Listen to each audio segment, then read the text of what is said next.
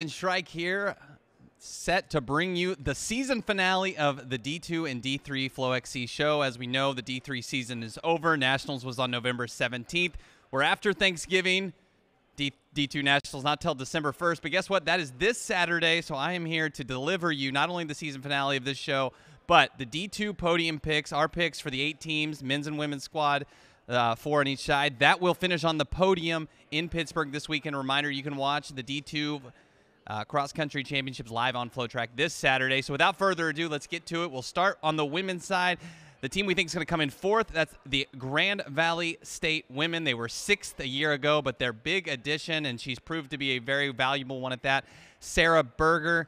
She was the conference champ. I think she was the regional champ as well. They have 3 returning All-Americans. When you add in Sarah Berger, who of course is the top returner from cross-country last year after getting 2nd. They also have an All-American coming back in Gina Patterson and Allie Ludge. We have them slotted in at 4th.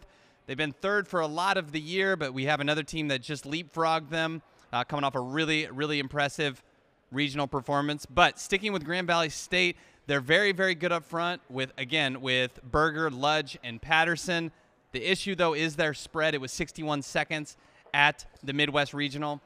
They could have been taking it easy at regionals, but 1 through 5, they just have not been as strong as the 3 teams that we do have in front of them.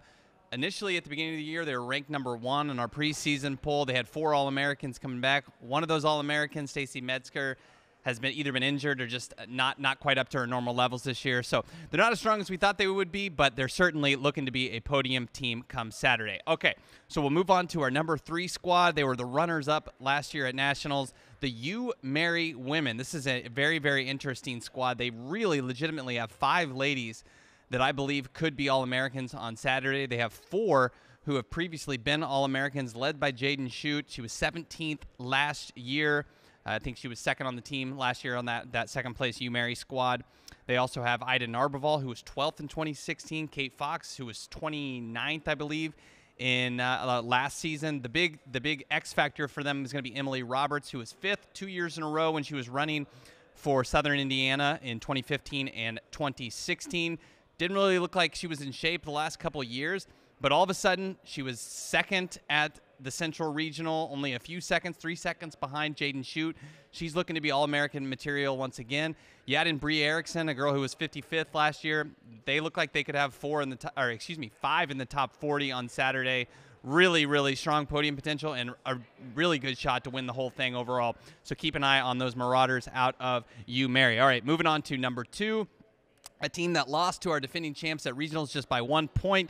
The Western Colorado women, they haven't won it all since 2002, and they were only 9th last year, but they're a completely different team. They have our individual favorite on their squad, Alicia Konachek, who's won the last 2 races at conference, the toughest conference in the country, the RMAC Championships, and the South Central Regional. She's an 8-time NCAA champion on the track. Again, we mentioned they were just 1 point behind our number 1 squad at the South Central region, and their strength is their top 4. That's Western Colorado. They have the Konachek sisters, who are both going to be All-Americans. We have Sophie Seward, who was 22nd a couple years ago and has been spectacular this year.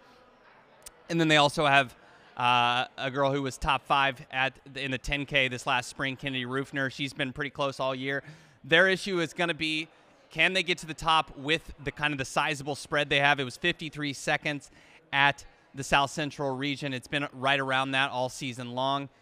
They're going to need to cut it down or have like 3 or 4 ladies in the top 10 to have a real good shot to win that title. So they got 4. The question is, will they get a 5th? And we'll find out on Saturday. So moving on to our number 1 squad, the defending champions, the winningest program in, I believe, NCAA women's cross-country history. They're going to be going for their 18th title. That, of course, is the Adams State women. I think they've got that psychological advantage. Again, they coming back after winning last year. They won by 11 points, and they really didn't even have a perfect day. So they can be much better this year, and that's been shown by the Flanagan sisters, Eilish and Royson. They've been solid all year long, especially Eilish, who looks like a top 5 finisher after finishing 9th last year.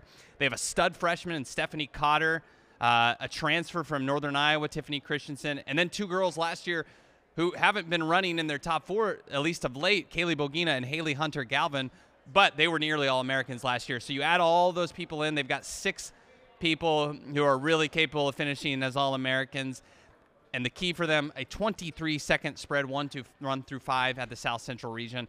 That's why I don't think they're going to be beat. They're going to have something fall apart to where they suddenly don't get a fifth on Saturday for them to not win, because it's going to take a perfect storm. Why Western Colorado or UMary having a perfect day, and then all of a sudden Adams State just being really off. But they haven't been off all year. I think they're going to collect title number 18. So we'll get rid of this on the women's side. Let's move on to the men's side of things. Our fourth squad, we have it as the Chico State men. A very interesting squad this year. No returning All-Americans. A lot of their races have been in California. And really the only race they ran out of California all season so far was the regional out in Billings, Montana. They were only 9th last year, and they had a guy on their squad that was like top 5 in Kyle Medina. So how are they going to be a top 4 team this year? They've really got a nice spread. It was only 37 seconds at the West region. They also have a front runner, a new guy who we think can be top 10, and Eddie King. He was the conference and West regional champion. You see him here.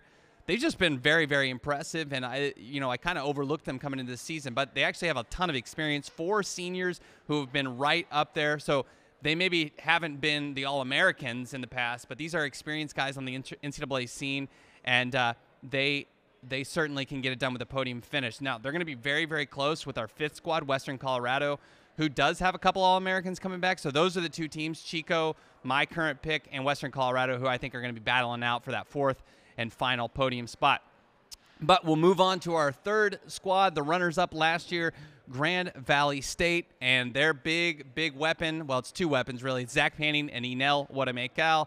Likely 2 guys that will finish in the top 5 on Saturday. Panning may, in fact, win it all. He's been absolutely on fire.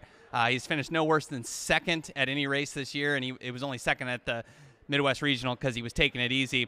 And Wadamekal has not been too far off as a freshman. These guys were 2nd and 6th last year at Nationals. Then they went 1-2 in the 5K.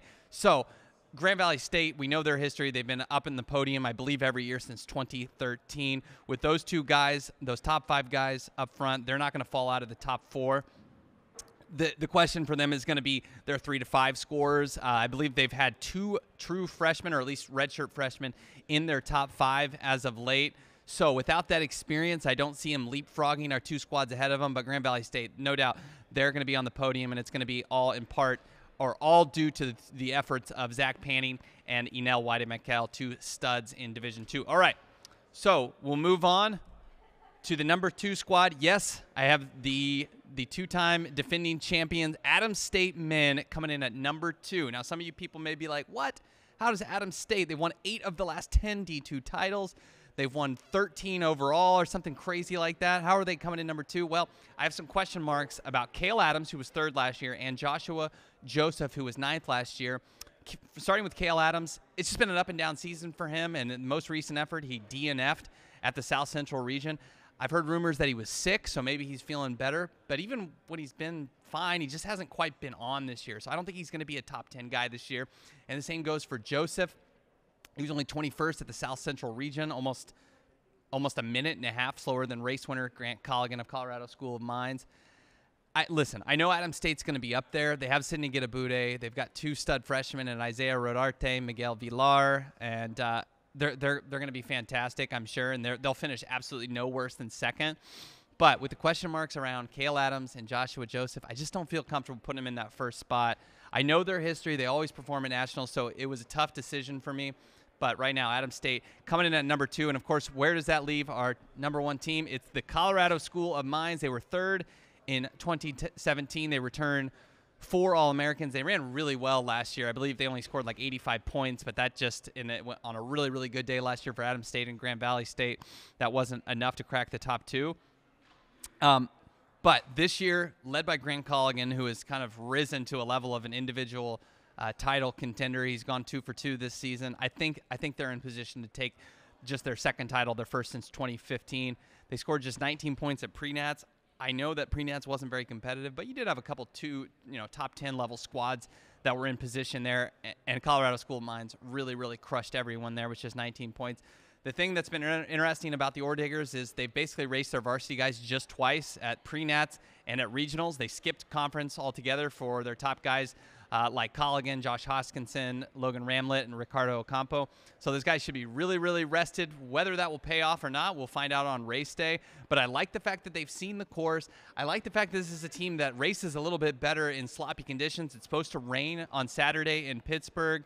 And, again, these guys have 4 All-Americans coming back. The only question mark for me is Ocampo. He hasn't been as strong as his 14th place finish from a year ago so far this season. But, again, Colligan can improve on 5th. Hoskinson, no doubt, will improve on 27th. And Ramlett should be in the top 10 or top 15 as well after finishing 12th. So 3 top 15 guys. They have 2 younger dudes that are running really, really well. And Derek Steele, Luke Hagan. I just like this team right now. I think they have less question marks coming in for them compared to Adams State. And, I mean, why not? They're always there. They're always on the podium. I think they can topple Adams State on Saturday, so that'll be my expectation. And it looks like we have a quick question from the Facebook comment section. Jason wants to know dark horses for the individual title. I mean,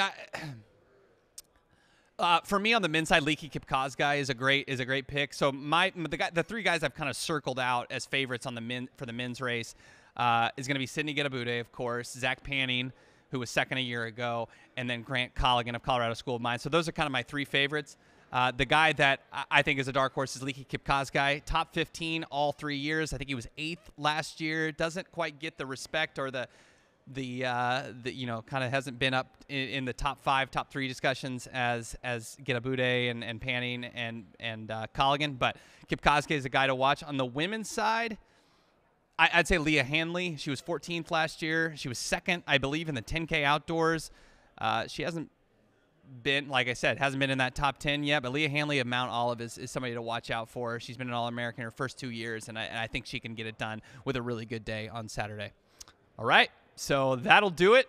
Stay tuned to the site all week. It's kind of D2's getting a lot of love this week on FloTrack as it's just our main event this weekend. So stay tuned to the site for all that coverage. I'll be out in Pittsburgh starting on Thursday, so stay tuned for pre-race content and, of course, race day on Saturday from Pennsylvania. Thanks again, and it's been a lot of fun this year doing this show. This is our last episode. We'll see you next fall for the Flow XC show. And I am out.